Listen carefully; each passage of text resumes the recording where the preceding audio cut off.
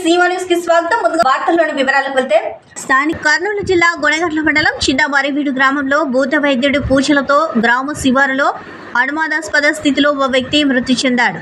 బాధితులు తెలిపిన వివరాలు ఇలా ఉన్నాయి. కర్నూలు జిల్లా ఆస్పరి మండలం వలికొండ గ్రామానికి చెందిన రంగన్న భార్య ఈశ్వరమ్మకు అనారోగ్యంతో బాధపడుతూ ఉండేది. చిన్న మరివీడు గ్రామానికి చెందిన కసీం స్వామి అనే భూత వైద్యుడు దగ్గరికి వెళ్లారు. భూత వైద్యుడు వలిగొండలోని రంగన్న ఇంటిని పరిశీలించి, మీ ఇంట్లో దెయ్యాలు ఉన్నాయని, నీ భార్యకు మాంత్రిక పూజలు చేయకపోతే 3 నెలల్లోనే చనిపోతుందని తమకు చెప్పాడని అన్నారు. పూజలు 9 వారాలు చేయాలని బాధితులకు మాయమాటలు చెప్పాడు. తాను వైద్యం చేసేటప్పుడు మీరు ఏ డాక్టర్ వద్దకు వెళ్ళరాదని, తాను చేసే వైద్యం కోసం 30,000 రూపాయలు కట్టించుకున్నాడు. అనంతరం భూత వైద్యుడు వలిగొండ గ్రామంలోని రంగన్న ఇంట్లో దెయ్యాలు విడిపోతాయని మంత్ర పూజలు చేశాడని తెలిపిన కుటుంబ సభ్యులు తెలిపారు. అనంతరం 9 వారాలు చిన్న మరివీడు గ్రామ శివారులో అర్ధరాత్రి దర్గా వద్ద పూజలు చేశాడని తెలిపారు.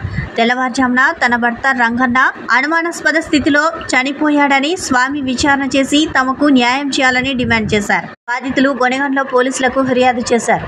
ఘటనపై పోలీసులు విచారణ చేపట్టారు. ట్రాక్టర్, లారీ యాజమాన్యులు ప్రభుత్వం నిర్దేశించిన ధరకు మాత్రమే ఇసుక రవాణా చేయాలని, అంతకు మించిన ధరలు వసూలు చేస్తే తగిన చర్యలు తీసుకోవడం జరుగుతుందని జిల్లా కలెక్టర్ పి. రంజిత్ బాషా స్పష్టం చేశారు. గురువారం కలెక్టరేట్ మినీ కాన్ఫరెన్స్ హాల్లో జిల్లా స్థాయి ఇసుక కమిటీ సమావేశం నిర్వహించారు. ఈ సమావేశానికి అధికారులతో బోట్మెన్ సొసైటీలు, ట్రాక్టర్, లారీ యాజమాన్యులు కూడా పాల్గొన్నారు. ఈ సందర్భంగా జిల్లా కలెక్టర్ మాట్లాడుతూ సీబెల్గల్ మండలంలోని కొత్తపేట, కె. సింగవరం, పల్లెదొడ్డి, మూడుమల, ఈర్లతిన్న గ్రామాలలోని 5 డిసిల్టేషన్ పాయింట్లలో ప్రజలకు ఇసుక అందుబాటులోకి రానుందని అన్నారు.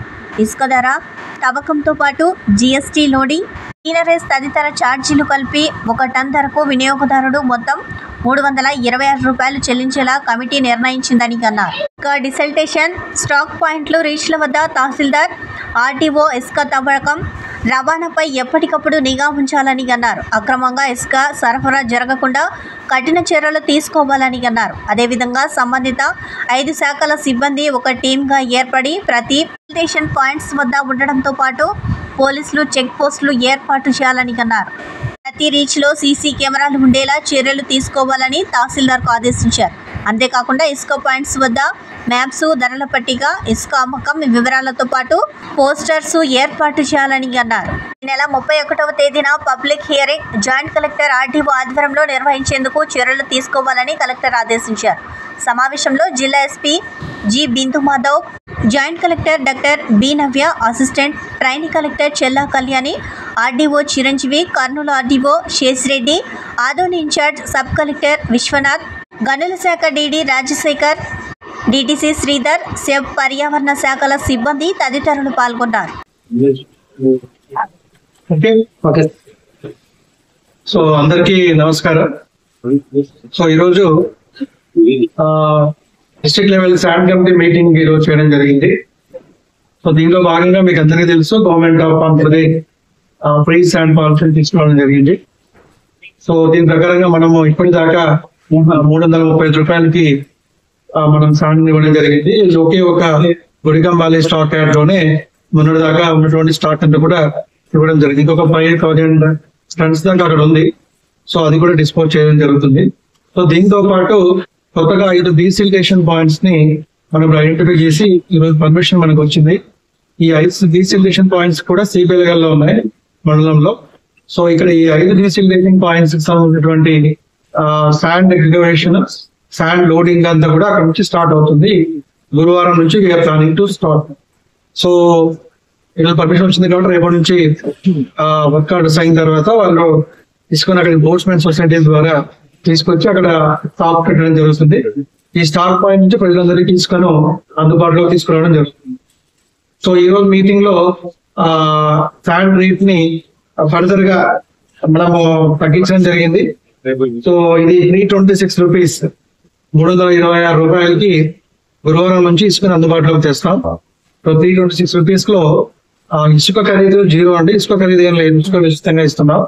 సో లోడింగ్ కానీ నదిలో నుంచి ఆ ఇసుకను తవ్వడానికి ఖర్చు 169 రూపాయలు. అలాగే సీజర్ ఆయిల్ జనరల్ గా పే చేయాలి. ఇది 88 రూపీస్. జిఎస్టీ ఉంటుంది. ఈ స్టాట్యూటరీగా ఉన్నటువంటి ఈ ఫీజు మాత్రం కలెక్ట్ చేసి ఇన్స్టాల్ ఫ్రీగా ఇస్తున్నాం. సో ఇది మనము ఈరోజు డిఎల్సీలో మీటింగ్ లో అప్రూవ్ చేసుకున్నాం. సో దీంతో పాటు ఈ మెయిన్ గా వెహికల్స్ ఏవైతే మనకి ట్రాన్స్పోర్ట్ యూజ్ చేస్తాం, ఇసుక ట్రాన్స్పోర్ట్ కి ఈ వెహికల్స్ అన్ని కూడా ఈ రోజు ఈ ట్రాన్స్పోర్టర్స్ తో మాట్లాడాం, వాళ్ళతో కూడా మాట్లాడి రేట్స్ కూడా ఫిక్స్ చేసాం. ఎందుకంటే నంద్యాల జిల్లా శ్రీశైలం మల్లన్న ఆలయంలో ఉభయ ఆలయాల హుండీ లెక్కింపు నిర్వహించారు. శ్రీ బ్రహ్మరాంబ మల్లికార్జున స్వామి అమ్మవార్ల ఉభయ ఆలయాలు పరివార దేవాలయాల హుండీ లెక్కింపు నిర్వహించారు. చంద్రవతి కళ్యాణ మండపంలో పకడ్బందీగా ఈ లెక్కింపు నిర్వహించగా శ్రీశైలం మల్లన్న దేవస్థానానికి 3,22,53,862 రూపాయలు నగదు రాబడిగా లభించిందని ఈవో డి పెద్దిరాజు తెలిపారు. ఈ ఆదాయాన్ని గత 20 రోజుల్లో శ్రీ స్వామి అమ్మవార్లకు భక్తులు నగదును కానుక రూపంలో సమర్పించినట్టు ఆలయ అధికారులు వెల్లడించారు. ఈ హుండీ లెక్కింపులో నగదుతో పాటు 150 గ్రాముల 100 మిల్లీగ్రాముల బంగారం, అలాగే వెండి 5 కేజీల 250 గ్రాములు లభించగా నగదు బంగారంతో పాటు 746 యుఎస్ఏ డాలర్లు, Australia dollars 50, Canada dollars 125, UK pounds 70, dirhams 50, 26 Singapore dollars, euros 20 మొదలైన వివిధ దేశాల విదేశీ కరెన్సీ ఈ లెక్కింపులో లభించాయని ఆలయ ఈవో పెద్దిరాజు తెలిపారు. పటిష్టమైన నిఘా నేత్రాల మధ్య దేవస్థానం ఈవో పెద్దిరాజు పర్యవేక్షణలో హుండీ లెక్కింపు జరగగా లెక్కింపులో దేవస్థానం అన్ని విభాగాలకు చెందిన అధికారులు, సిబ్బంది, శివ సేవకులు పాల్గొన్నారు. డోన్ జాతీయ రహదారి 44పై Dhone incharge motor vehicle inspector Nagendrarao నిర్వహించిన సాధారణ తనిఖీలో భాగంగా అరుణాచల్ ప్రదేశ్కు చెందిన ఆరెంజ్ ట్రావెల్స్ బస్ కోయంబత్తూరు నుండి హైదరాబాద్కు వెళ్తున్న బస్సును తనిఖీ చేయగా ఏపీ రాష్ట్రానికి కట్టవలసిన రోడ్ ట్యాక్స్ కట్టకుండా తిరుగుతున్నట్టు గుర్తించి 2,76,500 రూపాయలు జరిమానా విధించడం జరిగింది. మహిళలపై జరుగుతున్న హత్యలను అరికట్టేందుకు, డాక్టర్లకు రక్షణ కల్పించేందుకు సమగ్రమైన చట్టం చేయాలని కలకత్తాలో డాక్టర్ను హత్య చేసిన నిందితులను కఠినంగా శిక్షించాలని కోరుతూ AP anganwadi teachers helpers workers union జిల్లా కమిటీ సిఐటియు ఆధ్వర్యంలో జిల్లా కలెక్టర్ కార్యాలయం వద్ద నిరసన కార్యక్రమం చేపట్టడం జరిగింది. ఈ కార్యక్రమానికి అంగన్వాడీ యూనియన్ జిల్లా నాయకురాలు బాలదుర్గమ్మ అధ్యక్షత వహించారు. అంగన్వాడీ టీచర్స్ హెల్పర్స్ కలెక్టర్ కార్యాలయం నుండి ర్యాలీగా బయలుదేరి ప్రభుత్వ జనరల్ హాస్పిటల్లో కలకత్తా రాష్ట్రంలో ఆర్జికర్ వైద్యశాల హాస్పిటల్లో పీజీ సెకండ్ ఇయర్ చదువుతున్న డాక్టర్పై జరిగిన హత్యను నిరసిస్తూ డాక్టర్స్ నిరసన తెలియజేస్తున్న దీక్ష శిబిరాన్ని చేరుకొని వారికి మద్దతు తెలియజేయడం జరిగింది. ఈ కార్యక్రమానికి ముఖ్య అతిథులుగా శ్రామిక మహిళా రాష్ట్ర నాయకురాలు పి నిర్మలమ్మ, అంగన్వాడీ యూనియన్ జిల్లా అధ్యక్షులు రేణుకమ్మ, సిఐటియు నగర అధ్యక్షులు ఆర్ నరసింహులు, నగర నాయకులు టి రాముడు, ఆంధ్రప్రదేశ్ జూనియర్ డాక్టర్ సమైక్య Kurnool president Achyut, vice president Bharat, Bhargav, Pawan Kalyan ఈ సందర్భంగా వారు మాట్లాడుతూ ప్రభుత్వ, ప్రైవేట్ హాస్పిటల్లో పనిచేస్తున్న డాక్టర్స్కు రక్షణ లేకుండా పోయిందని అన్నారు. కేంద్ర, రాష్ట్ర ప్రభుత్వాలు మహిళలపై అత్యాచారాలు జరుగుతున్నా పట్టించుకోవడం లేదని అన్నారు. కలకత్తాలో ముఖ్యమంత్రి మమతా బెనర్జీ మహిళ అయినప్పటికీ మహిళా డాక్టర్పై అత్యాచారం చేసి హత్య చేసిన వారిని శిక్షించడంలో ఘోరంగా విఫలం చెందిందని, ముఖ్యమంత్రి పదవికి రాజీనామా చేయాలని వారు డిమాండ్ చేశారు.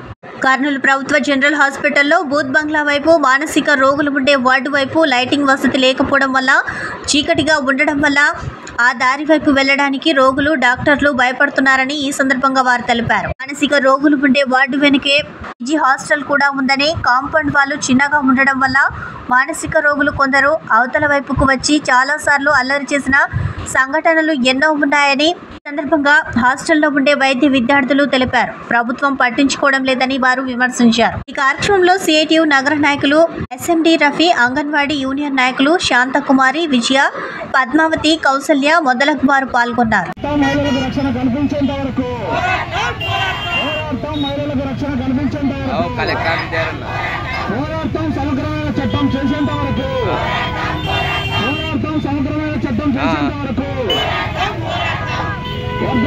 అంగన్వాడీ టీచర్స్ హెల్పర్స్ ఐక్యత, అంగన్వాడీ టీచర్స్ హెల్పర్స్ ఐక్యత, పోరాటం మహిళల రక్షణకై, పోరాటం అత్యాచారాలకు వ్యతిరేక. ఆ ప్రిన్సిపల్ గారు జరిగిన తర్వాత అక్కడ చూసిన తర్వాత కూడా ఆ అమ్మాయి ముక్కులోంచి, చెవులోంచి, నోట్లోంచి పెద్ద ఎత్తున రక్తం వస్తూ ఉంది. ఈజీగా మనిషిని చూస్తే అర్థమవుతుంది ఎట్లా ఉంది పరిస్థితి, ఆ పొజిషన్ చూస్తే అర్థమవుతుంది. అయినా కూడా ఆయన సూసైడ్ అని చెప్పడం అంటే ఒక ప్రిన్సిపల్, ఒక బాధ్యత గల ఆఫీసరు ఆ రకంగా చెప్పాడంటే ఏముంది. అయితే ఆయనను మనం సస్పెండ్ చేయని డిమాండ్ చేశాము, ఆయన సస్పెండ్ చేయలేదు. ఆయన రాజీనామా చేసినాడు, రాజీనామాను ఆమోదించుకొని ట్రాన్స్ఫర్ చేసినారు. అంటే ఆయనకు ఆ గవర్నమెంట్కు ఏదో అవినాభావ సంబంధం లింక్ ఉంది. అందుకని ఆయన విషయంలో చాలా జాగ్రత్తగా ఏమి చేయకున్న పరిస్థితిలో ఉంది. అంటే అక్కడ కొంత కుట్ర జరుగుతూ ఉంది, కుంభకోణాలు జరుగుతూ ఉన్నాయని చెప్పే పద్ధతిలో దానికి ఫుల్ సపోర్ట్ చేస్తూ ఉన్నాడు. వాళ్ళు గవర్నమెంట్ సపోర్ట్ చేస్తుంది కాబట్టి గవర్నమెంట్ వాళ్ళకి అనుకూలంగా ఉంది. అందుకని చెప్పేసి మనం అతన్ని కూడా కుట్రదారుడుగా అతన్ని కూడా దాంట్లో ఇన్వాల్వ్ చేయాల్సిన అవసరం అయితే ఉంది. అందుకనే వాళ్ళ అమ్మ నాన్న చాలా బాధపడుతున్నారు. మా అమ్మాయి పీజీ సెకండ్ ఇయర్ అమ్మాయి, ఎంబీబీఎస్ అయిపోయి పీజీ వచ్చి పీజీ సెకండ్ ఇయర్ అమ్మాయి. మరి డాక్టర్స్ అంటే దేవుళ్ళు, మనకి ఎప్పుడు ఏం జరిగినా మనం వెళ్తే మనం చూసేవాళ్ళు. అట్లాంటి వాళ్ళకే రక్షణ లేకుంటే ఇంకా మామూలు వాళ్ళకి ఏం రక్షణ ఉంటుంది? వాళ్ళకి సెక్యూరిటీ కావాలా? సార్ వాళ్ళు చెప్పారు, మన కర్నూలు హాస్పిటల్ కూడా పెద్ద హాస్పిటల్, రాయలసీమకే తలమానికంగా ఉన్న హాస్పిటల్, ఎంతో మంది ఇక్కడికి వస్తూ ఉంటారు. మరి అలాంటప్పుడు ఇక్కడ రక్షణ ఉండాలా? చివరికి వాష్రూమ్స్ కూడా, బాత్రూమ్ లేవంటే ఏంటది? ఏం చేస్తున్నట్టు ఇక్కడ? ఏం హాస్పిటల్ అన్నట్టుగా మంచినీళ్ళు కూడా లేవంటే ఎట్లా? వాళ్ళు ఎట్లా ఉండాలా? ఎట్లా చేయాలా? ఎందుకంటే సీరియస్ ఉండేవి వాళ్ళు. ఒకసారి తిండి కూడా తినకుండా చేస్తుంటారు, వాళ్ళకి తిండి ఉండదు, తినే టైం ఉండదు, ముందు ఆ పేషెంట్ ముఖ్యము. అట్లా వాళ్ళు చేస్తుంటారు. మరి అంతగా చేసే వాళ్ళకు రక్షణ కల్పించాల్సిన బాధ్యత ఈ ప్రభుత్వాల పైన ఉంది కదా. కాబట్టి వాళ్ళు అడిగే తప్పేం కాదు, మాకు రక్షణ కల్పించండి. సపరేట్ ఒక సమగ్రమైన చట్టం తీసుకురండి దీనికోసం. డాక్టర్స్ ఉంటాం మేము, మా మీద దాడులు జరుగుతూ ఉంటాయి, చాలా జరిగినాయి అంతకుముందు కూడా. మన జనరల్ హాస్పిటల్ దగ్గర కూడా జరిగినవి, పోయి వాళ్ళని కొట్టాలని ప్రయత్నాలు చేయడం జరిగినవి. ఎందుకంటే వాళ్ళు ఏదో చేస్తారని. పేషెంట్ సీరియస్ వస్తారు, వీళ్ళు చూసేటప్పుడు చనిపోతారు. మీరేమో చేస్తారని చెప్పించే పద్ధతిలో వాళ్ళ మీద కోపాన్ని వీళ్ళ మీద చూపించే పద్ధతిలో చేస్తూ ఉంటారు. కాబట్టి దానికి సంబంధించి ఒక చట్టం తీసుకురండి, మాకు సెక్యూరిటీ. ఎందుకంటే ఇంతమంది పోలీసులు ఉన్నారు, ఒక పోలీస్ సిబ్బందిని సపరేట్గా వీళ్ళకంటూ పెట్టేస్తే ఎప్పుడు వాళ్ళు సెక్యూరిటీగా ఉంటారు. వాళ్ళ డ్యూటీలో వాళ్ళకి వేస్తే వీళ్ళకు కూడా ఇబ్బందులు ధైర్యంగా ఉంటుంది, ధైర్యంగా వాళ్ళు చేయగలుగుతారు. కాబట్టి కనీసమైన అవసరం కల్పించాలి వాళ్ళకు. అంటే సెక్యూరిటీ ఏర్పాటు చేయాల్సిన అవసరం ఉంది, ఓ చట్టాన్ని ఇలాంటివి. ఎందుకంటే ఆ అమ్మాయిని మానవ మృగాలు, మామూలు మృగాలు కాదు, మృగాల కన్నా కొంత ఇది ఉంటుందేమో నీతి నియమము.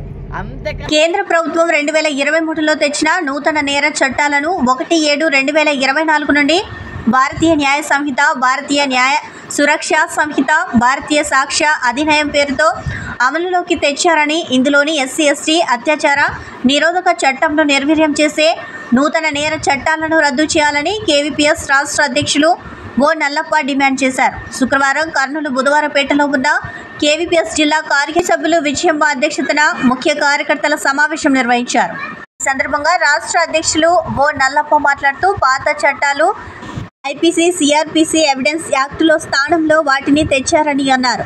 భారతీయ న్యాయ సురక్ష సంహిత పేరుతో తెచ్చిన చట్టంలో ఫిర్యాదు చేసిన 14 రోజుల వరకు ఎఫ్ఐఆర్ నమోదు చేయకపోగా నిర్వీర్యం చేసే విధంగా కొత్త చట్టంలో ఉందని అన్నారు. ప్రజాతంత్ర హక్కుల కోసం ప్రజా సమస్యలపైన పనిచేసే వ్యక్తులను, సంఘాలపై ఉక్కుపాదం మోపే విధంగా కొత్త చట్టం టిఎన్ఎస్ఎస్ సెక్షన్ 189(7) చట్ట విరుద్ధమైన సమావేశం పేరుతో చర్యలు తీసుకోవడానికి అవకాశం కల్పించిందని అన్నారు. దీనివల్ల ప్రజల యొక్క స్వతంత్ర హక్కులను కాలరాస్తుందని అన్నారు. ఐపీసీలో లేని సెక్షన్లను భారత న్యాయ సంహితలో ఉగ్రవాద నిరోధక చట్టాలను చేర్చడం ద్వారా మరింత ప్రమాదంలోకి నెట్టిందని, ఇప్పటికైనా ప్రజలందరూ ఐక్యం కావడం ద్వారా ప్రజాతంత్ర హక్కులను భంగం కలిగించే ఈ చట్టాలను ఐక్యంగా తిప్పికొట్టాలని అన్నారు. సమావేశంలో రాష్ట్ర ఉపాధ్యక్షులు ఎండి ఆనంద్ బాబు పాల్గొని మాట్లాడారు. వివక్ష వ్యతిరేక పోరాట సంఘం కర్నూలు జిల్లా కమిటీ ఆధ్వర్యంలో పత్రికా విలేకరుల సమావేశం నిర్వహిస్తా ఉన్నాం. ప్రధానంగా దేశవ్యాప్తంగా దళితులపైన, గిరిజన మైనార్టీలపైన, మహిళలపైన అణచివేత అనేటువంటిది కొనసాగుతూ ఉంది. ఈరోజు మనం చూసాము, దేశవ్యాప్తంగా కలకత్తా నగరంలో జరిగినటువంటి అభయ ఘటనలో మొత్తం దేశమే స్పందిస్తూ ఉంది. అయితే ఈరోజు మనం చూస్తున్నాం, అంత దుర్మార్గమైన ఘటన జరిగితే దానికి జరిగేటువంటి న్యాయాన్ని పరిశీలన చేస్తే ఈ దేశంలో ఉన్నటువంటి అత్యున్నతమైనటువంటి న్యాయస్థానం స్పందిస్తే తప్ప న్యాయం కరువు అనేటువంటి పరిస్థితి మన కళ్ళ ముందు కనిపిస్తూ ఉంది. ప్రత్యేకంగా సుబోటోగా కేసు బుక్ చేసుకోవడం కారణంగా, సిబిఐకి అప్పచెప్పడం కారణంగా, ప్రభుత్వాన్ని ప్రశ్నిస్తున్నందువల్ల ఈరోజు కొన్ని ముఖ్యమైనటువంటి ఘటనల బయటకు వస్తూ ఉన్నాయి. కానీ అభయ కేసే కాదు, ఈరోజు దేశంలో అనేక చోట్ల ఘటనలు జరుగుతూ ఉన్నాయి. ఈరోజు దళితులపై జరిగేటువంటి దాడుల విషయంలో అసలు లెక్కే లేనటువంటి పరిస్థితి ఉంది. చాలా చోట్ల దుర్మార్గమైన అంటరానితనం నేటికి కొనసాగుతూ ఉంది. ఈ అంటరానితనం అనేటువంటిది భారత రాజ్యాంగం నిషేధించినప్పటికీ స్పష్టంగా కొనసాగిస్తున్నారు అంటే పాలకులు దాన్ని నిర్మూలించడంలో, అధికారులు దాన్ని అడ్డుకట్ట వేయడంలో ఎంత నిర్లక్ష్యం, ఎంత వివక్షత కొనసాగుతుందో మనం ఒకసారి ఆలోచన చేయాలి. ఎందుకంటే కర్నూలు జిల్లాలో మేము పరిశీలన చేసాం. మొన్నటికి మొన్న గ్రీవెన్స్ సందర్భంగా ఈ కర్నూలు జిల్లా కలెక్టర్ గారికి కూడా ఒక 14 పేజీల నివేదికను సమర్పించాం. ఈ జిల్లాలో 13 మండలాల్లో ఉన్నటువంటి వివక్షత రూపాలను, 80 రకాల కుల వివక్షత రూపాలు ఎక్కడ ఏ రూపంలో కొనసాగుతూ ఉంది, దానిపైన మేము సర్వే నిర్వహించాం. మీరు అధికారులు పెట్టి సర్వే నిర్వహించండి, అవునని తేల్చిన తర్వాతనే దానిపైన చర్యలు తీసుకోండి అని చెప్పేసి చెప్తా ఉన్నాం. కానీ అలాంటి చర్యలు అధికారులు తీసుకునేటువంటి పరిస్థితి కనిపించట్లేదు. అంతకంటే ముందు జిల్లా ఎస్పీగా వచ్చేటువంటి వాళ్ళకు ఆ రకమైనటువంటి నివేదికను ఇచ్చాం. అంటే జిల్లా ఎస్పీకి ఇస్తున్నాం, జిల్లా కలెక్టర్కి ఇస్తున్నాం, అయినా కూడా స్పందన అనేటువంటిది కరువవుతా ఉంది అనేటువంటిది మేము బాధపడతా ఉన్నాం. ఎందుకంటే బెంగళూరు హైదరాబాద్ రోడ్డుపై అనేక మంది ప్రాణాలు గాలిలో కలిసిపోతున్న కేంద్ర రాష్ట్ర ప్రభుత్వ అధికారులు పట్టించుకోవడం లేదని స్థానిక కాలనీల అసోసియేషన్ల ప్రతినిధులు డి రంగయ్య, ఎండి యూనిస్, ఎస్ అన్వర్ బాషా, పట్టణ పౌర సంక్షేమ సంఘం నాయకులు ఎరిగినేని పుల్లారెడ్డి విమర్శించారు.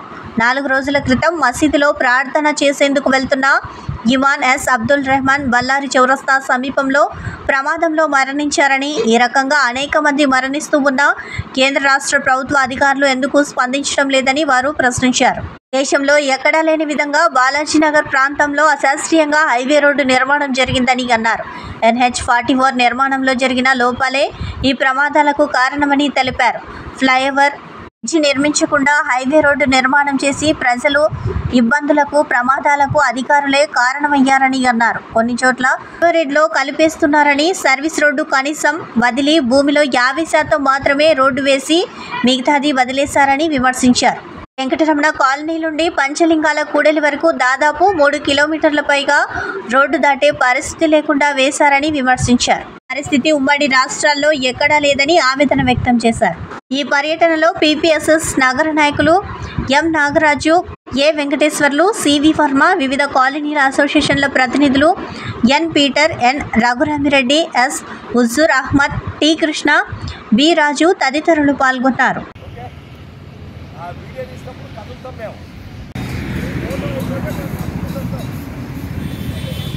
మన చౌరస్తా పోయే వరకు అంతా ఇది ఏమైంది అంటే రోడ్ అంతా చిన్నగా అయిపోయింది, సర్వీస్ రోడ్డు. దీంట్లో చాలా ఇబ్బంది పడుతున్నారు. ఇంకోటి ఏమంటే మొన్ననే రీసెంట్గా అది మంచి కూడా చనిపోయినారు, ఒక పెద్ద మంచి చనిపోయినారు. ఎవరి కర్నూలు జిల్లా కేంద్రంలో నేషనల్ హైవే రోడ్డు చాలా ఘోరాతి ఘోరంగా తయారైంది. గ్రామీణ ప్రాంతాల రోడ్ల కంటే అధ్వాన్నంగా సర్వీస్ రోడ్లు తయారైనాయి. మరి ఎవరు యా ఇంజనీరు మహానుభావుడు ప్లాన్ చేసినాడో కానీ చాలా అన్యాయంగా తయారైపోయింది. రోజు యాక్సిడెంటే, వారానికి ఒకరు, 10 రోజులకొకరు ప్రమాదంలో చనిపోతున్న అధికారులు తూతూ మంత్రంగా ఏదో చెప్పిపోవడం తప్ప శాశ్వత పరిష్కారం చేయడం లేదు. మనకు బెంగళూరు నుండి హైదరాబాద్ వరకు చూస్తే ఎక్కడ లేని పరిస్థితి ఇక్కడ పెట్టినారు. సంతోష నగర్లో అటుపక్క ఉన్న వాళ్ళు ఇటు పక్క దాటడానికి లేదు, మొత్తం మూసిపెట్టినారు. 4 కిలోమీటర్లు తిరిగి రావాలి, ఇంటికి రావాలంటే 3 కిలోమీటర్లు తిరిగి రావాలి. ఏమి మేము పాపం చేసినాము? ఎక్కడ లేని పరిస్థితి ఇక్కడ ఎందుకు పెట్టినారు? అండర్ బ్రిడ్జ్ ఏర్పాటు చేయండి, లేదా ప్రమాద సూచికలు పెట్టి ఇటుపక్క వాళ్ళు అటుపక్క దాటడానికి రోడ్డును ఏర్పాటు చేయాలని చెప్పి, లేకపోతే ఆందోళన చేస్తాము.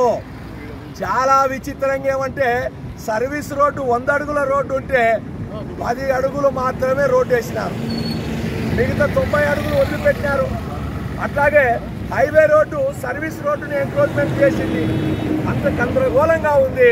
కేంద్ర ప్రభుత్వం స్పందించాలి, పార్లమెంటు సభ్యులు స్పందించాలి, ప్రమాదాలు అరికట్టాలి, సర్వీస్ రోడ్లను బాగు చేయాలని చెప్పి పట్టణ పౌర సంక్షేమ సంఘంగా డిమాండ్ చేస్తూ ఉన్నాం. లేకపోతే ఆందోళన చేయాల్సి వస్తుందని చెప్పి మేము హెచ్చరిస్తున్నాం.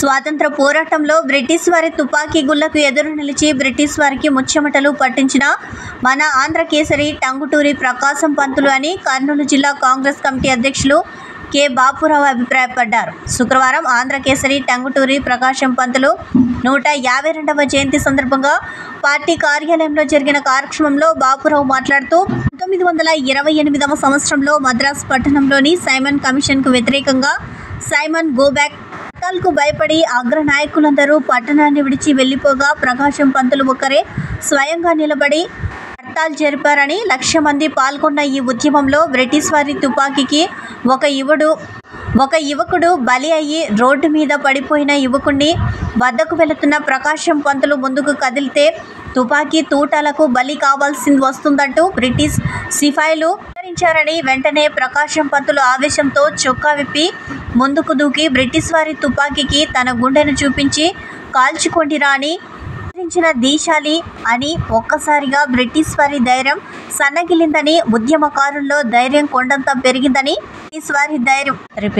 బ్రిటిష్ వారి తుపాకులకు నేల చూపులు చూడగా ప్రకాశం కీర్తి ఆకాశాన్ని తాకిందని, ఫలితంగా ఆంధ్ర కేసరిగా పేరు స్వరాజ్య చరిత్ర పుటలకెక్కిందని, ఆనాటి నుండి ఆయనను ఆంధ్ర కేసరిగా ప్రసిద్ధులయ్యారని, ఆంధ్ర రాష్ట్రానికి మొదటి ముఖ్యమంత్రిగా పనిచేశారని బాపురావు ఆయన చేసిన సేవలను కొనియాడారు. ఈ కార్యక్రమంలో మాజీ MLC M Sudhakar Babu, Congress party నుండి పోటీ చేసిన అభ్యర్థి Kurnool Sheikh Jilani Basha, coordination chairman Anantaratnam, DCC ఉపాధ్యక్షులు B Bathukanna, K Venkatareddy, DCC ప్రధాన కార్యదర్శులు పోతుల శేఖర్, సయ్యద్ నవీన్, మహిళా కాంగ్రెస్ జిల్లా అధ్యక్షురాలు S Pramila, doctor Shuban, city minority cell chairman Sheikh Khaja Hussain, OBC cell రాష్ట్ర ప్రధాన కార్యదర్శి వెంకటరాముడు, ఎస్ఎస్ఎల్ రాష్ట్ర ఉపాధ్యక్షులు ఎన్సి బజారన్న, మైనార్టీ సెల్ జిల్లా ప్రధాన కార్యదర్శి సయ్యద్ ముర్షిద్, డీసీసీ కార్యదర్శులు B Subrahmanyam, KV Abhinayudu, Abdul Haib, SSL W Satyaraju, మహిళా కాంగ్రెస్ సిటీ అధ్యక్షురాలు ఏ లలిత, కాంగ్రెస్ నాయకులు షేక్ మాలిక్, జాన్ సదానందం, మద్దిలేటి కేశవరెడ్డి, అన్వర్ బాషా, మహిళా కాంగ్రెస్ హైమావతి రాజేశ్వరి, సలోమి, స్వప్న మొదలగు వారు ఈ కార్యక్రమంలో పాల్గొన్నారు. ఇంతటితో సమాప్తం. నమస్కారం.